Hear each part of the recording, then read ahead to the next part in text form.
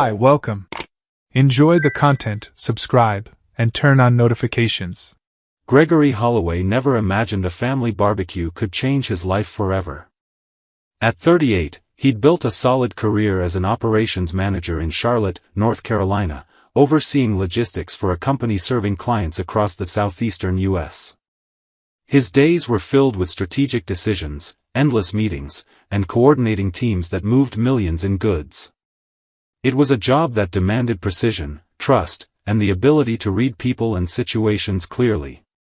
Ironically, all those professional skills didn't prepare him for what he was about to discover about his own wife. Amanda Holloway, 36, worked as a corporate events coordinator, organizing conferences, product launches, and executive dinners for mid- to large-sized companies in the region. She was charismatic, organized, and had a natural talent for turning ordinary events into memorable experiences. Gregory always admired her dedication to her work, how she balanced her career with family responsibilities, taking care of Tyler, 9, and Sophie, 6. Married for 11 years, they'd built a life that, to any outside observer, seemed stable and happy. They lived in a comfortable home in a quiet residential neighborhood, with a spacious yard where the kids played on weekends, and maintained a predictable routine that included family dinners, homework help, and active participation in their children's school activities. The barbecues at Amanda's parents' house had been a tradition for years. Her family was large, warm, and loud, the kind Gregory had learned to appreciate. He'd grown up in a small, reserved household, and these monthly gatherings gave him a sense of belonging he'd never known before. His father-in-law, a cheerful retiree who loved tending the grill, always had a cold beer and a funny story to share. His mother-in-law, a sweet and welcoming woman, made salads and desserts that had everyone going back for seconds. There were uncles, cousins, in-laws, and always kids running around the yard, creating a relaxed, joyful atmosphere Gregory genuinely enjoyed. That June Saturday, the sun blazed over Charlotte, and the cloudless blue sky promised a perfect afternoon for the annual summer barbecue. Gregory arrived with Amanda and the kids around noon, carrying a box of craft beers he'd bought especially for the occasion. Tyler and Sophie barely waited for the car to stop before sprinting toward their cousins, who were already playing in the yard. Amanda, wearing a light summer dress and sunglasses, beamed as she hugged her mother tightly. Gregory watched the scene with satisfaction, feeling that familiar sense of peace these gatherings always brought him. The afternoon unfolded as usual. Gregory chatted with his brothers-in-law near the grill, laughing at jokes and debating football while his father-in-law flipped the meats.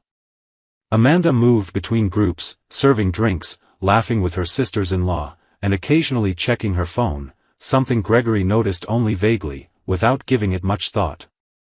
She'd always been active on social media and kept in constant contact with clients and vendors, even on weekends. It was part of her job, or at least that's what Gregory had always believed. It was around 3 in the afternoon when Brad, Amanda's younger brother, approached Gregory. Brad was 34 and worked as a cybersecurity analyst for a tech firm. He was quiet by nature, more introverted than the rest of the family, and Gregory had always found him a pleasant but unobtrusive presence at these gatherings. This time, though, there was something different in Brad's expression. His eyes showed discomfort, maybe even anxiety, and he clutched his phone tightly, his knuckles white with tension. "Gregory, can you come here for a second? I need to talk to you privately," Brad said, keeping his voice low but urgent. Gregory immediately knew this wasn't casual small talk. He nodded, excused himself from the group, and followed Brad to the back of the yard, away from the party's noise, where a small grove of trees offered privacy. Gregory's heart began to race, an instinctive sense that something was wrong. Brad hesitated, staring at the ground, clearly struggling to find the right words. "This is really hard for me, Gregory. You're a good guy, you've always been good to Amanda and the kids. That's why I can't stay silent." He paused, took a deep breath, and finally said, "You deserve to know the truth. Amanda's cheating on you." Gregory's world stopped. For a moment, he couldn't process the words, as if they'd been spoken in a language his mind refused to translate.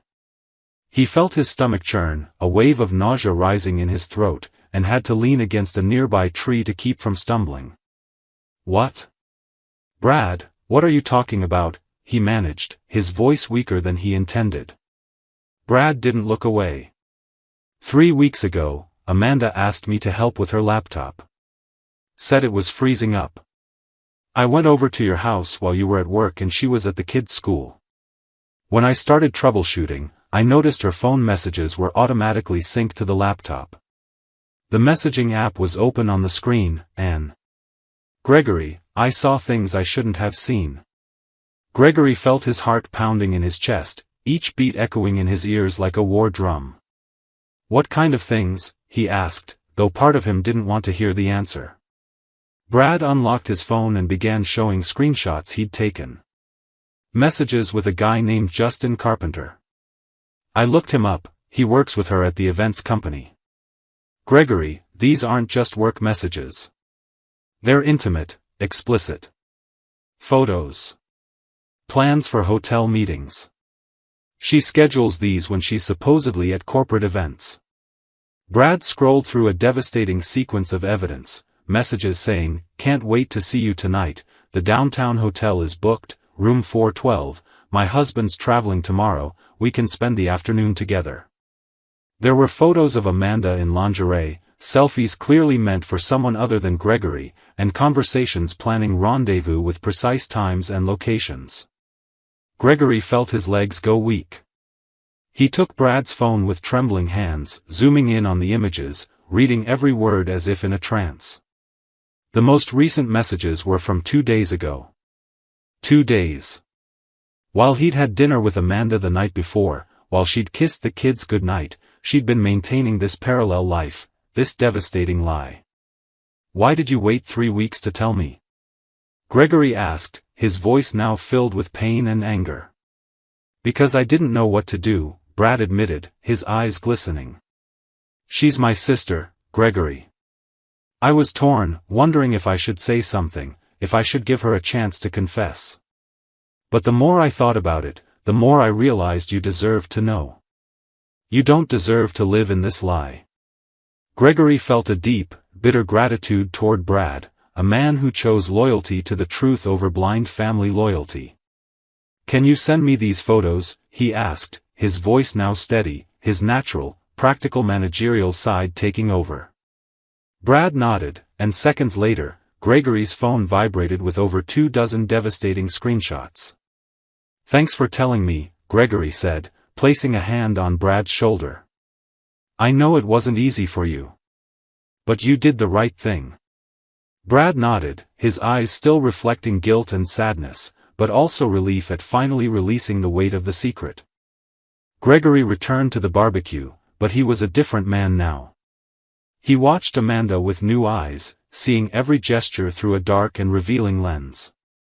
There she was, laughing with her cousins, serving lemonade to the nephews, adjusting her hair as she checked her phone for the 10th time that afternoon. Every time she smiled at the screen, Gregory wondered if Justin was on the other end, if she was arranging their next meeting while he, the oblivious husband, enjoyed a family barbecue. Anger built inside him like a furnace, but he kept his composure. He wouldn't make a scene there, in front of everyone. Amanda didn't deserve that dignity, but the kids and her family did. He spent the rest of the afternoon on autopilot, answering conversations mechanically, smiling when appropriate, but internally planning every next step. Tyler and Sophie, unaware of their father's emotional storm, played happily with their cousins, and Gregory felt a sharp pang thinking about how this revelation would impact their lives. But he also knew he couldn't keep up the charade. Not after what he'd found. When it was finally time to leave, Gregory thanked his in-laws, gave Brad a firm, meaningful hug, and loaded the kids into the car. Amanda got into the passenger seat, still radiant and carefree, commenting on how fun the barbecue had been and how fast Sophie was growing. Gregory responded with monosyllables, driving in silence while his mind churned with plans and conflicting emotions. At home, the nightly routine continued as usual. The kids took baths, ate light sandwiches, watched an animated episode, and went to bed. Gregory read a story to Sophie, listened to Tyler excitedly recount a soccer game at school, kissed both foreheads, and wished them good night, his heart aching knowing how brutally their innocent lives were about to be shaken. When he came downstairs and found Amanda on the living room sofa, scrolling through her phone, still smiling at the screen, Gregory sat in the armchair across from her, hands clasped, gaze steady and penetrating. Amanda instantly sensed the shift in the atmosphere. "Is everything okay?" she asked, frowning, finally putting the phone down. "No, Amanda. Nothing is okay," Gregory replied, his voice calm but charged with dangerous intensity. "We need to talk about Justin Carpenter."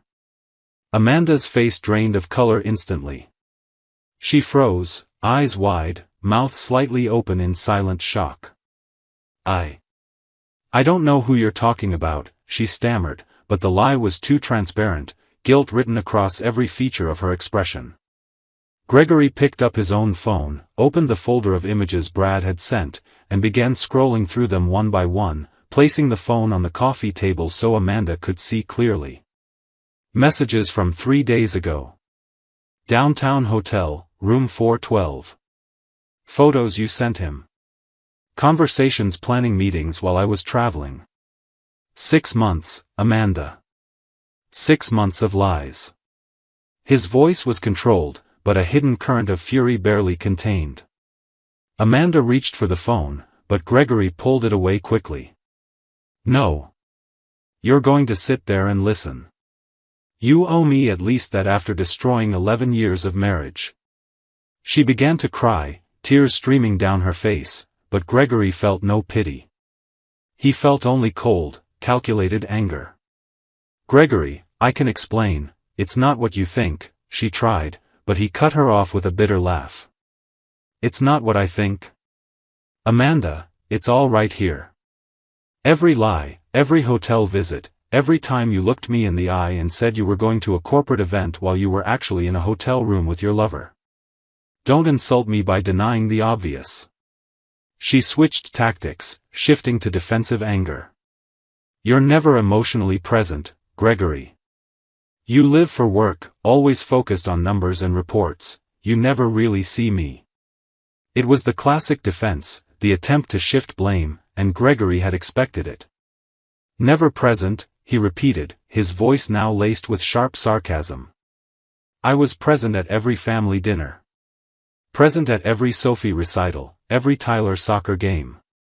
Present at your family's barbecues every month, smiling and being polite to everyone, while you planned your next rendezvous with Justin. I was present when you needed help with events, when you stayed up late reviewing budgets with me. But apparently that doesn't count, does it? Because you needed emotional attention, and Justin was there to provide it between work meetings." Amanda was sobbing now, her face buried in her hands. "It was a mistake, Gregory. A terrible mistake. I never wanted to hurt you. I'll end it with him, I'll go to therapy, anything. Please, for the kids, don't destroy our family." "You didn't destroy our family, Amanda. You did. You made that choice every time you lied, every time you walked into that hotel room, every time you sent an intimate photo to another man. Don't throw that back on me. And don't use the kids as a shield now. If you cared about them, you would have thought about the consequences before betraying our family's trust." He stood up, walked to the window, and stared out at the dark, quiet street. "Tomorrow morning, I'm seeing a lawyer. I'm filing for divorce. You can stay in the house tonight, but starting Monday, I suggest you find somewhere else to live. I'll fight for primary custody of the kids, and I have all the proof I need to secure it." Amanda stood abruptly, eyes red and swollen. "You can't take my children away from me. I'm their mother." Her voice was a desperate cry, but Gregory remained unmoved. "You're the mother who chose an affair over family stability. The courts in North Carolina will see it exactly as it is, a breach of trust that damaged the family structure. I won't prevent you from seeing Tyler and Sophie, but they'll live with me, in the stable environment I've always provided." Amanda collapsed onto the sofa, sobbing uncontrollably, but Gregory felt nothing but emptiness. The woman he'd loved for 11 years was a stranger now, someone capable of lying and deceiving so easily that he wondered if he'd ever really known her. He climbed the stairs without another word, locked himself in the guest room, and for the first time in years, cried. Not in despair, but in mourning for everything lost, the illusion of a happy marriage, the trust in someone he'd deeply loved, the image of a complete family he'd always imagined providing for his children. On Monday morning, Gregory woke early, made breakfast for the kids, and kept the routine normal, shielding them from the storm brewing. Amanda stayed in her room, avoiding confrontation in front of Tyler and Sophie. After dropping the kids at school, Gregory drove straight to the office of a family law attorney a colleague had recommended. David Chen, a man in his 50s with decades of experience handling divorces in North Carolina, listened patiently as Gregory laid out the entire situation, presenting the screenshots, the dates of the meetings, and the detailed timeline of the betrayal. "You have a very strong case," David said, examining the evidence with a professional eye. North Carolina still recognizes fault-based divorce, and infidelity is a factor judges consider, especially in custody and asset division. With these documented proofs and your history as a consistent, involved parent, you have excellent chances of securing primary custody. We'll need witnesses who can testify to your active role in the kids' lives and the emotional instability caused by her actions. Gregory mentioned Brad, who would certainly testify about discovering the affair and its impact on the family. He also mentioned teachers, other parents, and co-workers who could confirm his constant presence in Tyler and Sophie's lives. David began drafting the divorce petition immediately, and Gregory signed the necessary documents, feeling a mix of pain and determination. There was no turning back. The decision was made. In the days that followed, the news began to spread. Brad, feeling obligated to explain to the family why Gregory was seeking divorce, revealed the truth to Amanda's parents and siblings. The reaction was shock and disappointment. Amanda's mother cried on the phone with Gregory, apologizing on her daughter's behalf, saying she couldn't understand how Amanda could do this. His father-in-law, a man of rigid principles, became furious and refused to speak to his own daughter for weeks. Other family members, especially those close to Gregory, stood by him, offering support and solidarity.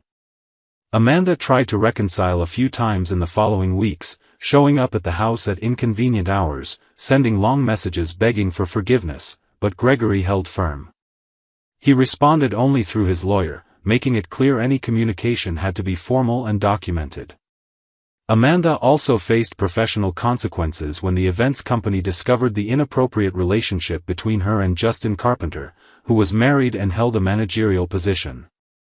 The company's policy prohibited relationships between employees that could create conflicts of interest or hostile work environments. After an internal investigation, both were formally reprimanded. Justin was transferred to the Raleigh office, and Amanda lost several key corporate clients who didn't want their brands associated with personal scandals. The divorce proceedings moved quickly. North Carolina requires a 1-year separation period before granting divorce, but temporary custody was established within weeks. Based on the evidence presented and witnesses confirming Gregory's active involvement in the children's lives, the judge granted him primary custody of Tyler and Sophie, with Amanda entitled to regular weekend visits every other week and one evening during the week. The decision devastated Amanda, who begged for more time with her children, but the judge was clear: her actions demonstrated poor judgment that affected family stability, and the children's best interests lay in the most stable environment possible. Tyler and Sophie, initially confused by the separation, gradually adjusted to the new reality. Gregory carefully explained that Mommy and Daddy wouldn't live together anymore, but that they both still loved them very much. He never spoke ill of Amanda in front of them, protecting her image as a mother, even when he wanted to scream the truth. The kids maintained regular contact with Amanda, but they noticed the difference. When they were with their father, everything stayed the same. Routine was maintained, stability was there. When they visited their mother, who had rented a smaller apartment in downtown Charlotte. They felt the tension, the barely hidden sadness, the weight of the guilt Amanda carried. Months later, when the divorce was finalized and legal agreement signed, Gregory sat on the backyard patio of the house that was now officially his alone, watching Tyler play soccer and Sophie draw at the garden table. He thought about everything he'd lost, the illusion of a happy marriage, the trust in someone he'd deeply loved, the image of a complete family he'd always hoped to give his children. But he also thought about what he'd gained, the truth, however painful, the dignity of not living in lies, and the certainty that he'd done the right thing. Brad visited occasionally, bringing pizza and watching football games with Gregory. On those days, they talked about life, about how things had changed, but never with regret. Brad never apologized for telling the truth, and Gregory never expected him to. That revelation at the barbecue, however devastating, had been an act of courage and loyalty Gregory would never forget. Amanda, meanwhile, faced the life her choices had built. The relationship with Justin didn't survive the scandal. He returned to his wife after realizing the affair had cost him too much. Amanda lost not only her marriage, but also her family's trust, professional respect, and primary custody of her children. She saw Tyler and Sophie regularly, but there was always a distance, an invisible barrier her own actions had built, one no amount of apologies could fully tear down. Gregory rebuilt his life step by step. He continued working as an operations manager, but now with renewed focus, finding satisfaction in being a present, dedicated father. He enrolled in cooking classes to improve the kids' dinners, organized weekend camping trips, and created new traditions that replaced the old ones. He didn't close himself off to the possibility of loving again, but he wasn't in a hurry. He'd learned that trust was precious, something to be built slowly, with transparency and honesty. On an autumn afternoon, nearly a year after that fateful barbecue, Gregory was helping Sophie with homework when she looked up at him with those big, curious eyes and asked, "Dad, are you happy?" The question took him by surprise, but he didn't hesitate. "Yes, sweetheart. Dad is happy. And do you know why? Because I have you and Tyler, and we learned that the truth, even when it hurts, is always better than living in lies." Sophie didn't fully understand the depth of those words, but she smiled contentedly and went back to her math problems. Gregory looked out the window, watching leaves fall from the trees, nature's cycle of end and renewal, and felt a peace he hadn't known in a long time. The pain of betrayal would never fully disappear, but he'd learned to live with it, turning it into strength, determination, wisdom. Justin Carpenter vanished from everyone's life, returning to Raleigh and trying to rebuild the marriage he'd nearly destroyed. Amanda continued her solitary path, working smaller events, visiting her children when she could, and carrying the weight of her choices. And Gregory, the man who'd had the courage to face the truth and rebuild his life on foundations of honesty and dignity, moved forward, proving that poetic justice wasn't just an abstract concept, but a possibility for those brave enough to demand it. Brad, the brother-in-law who chose loyalty to truth over the comfort of silence, remained a loyal friend, visiting regularly and maintaining a strong bond with the kids, serving as proof that doing the right thing, even when it's hard, is always worth it. And so, as the sun set over Charlotte that autumn afternoon, Gregory Holloway knew he'd survived the worst.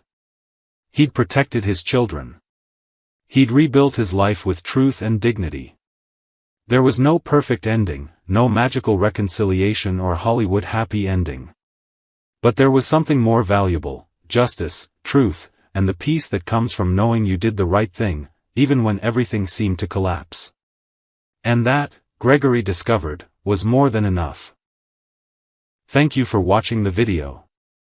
If you enjoyed it, don't forget to subscribe to the channel and turn on notifications so you won't miss any updates. See you next time.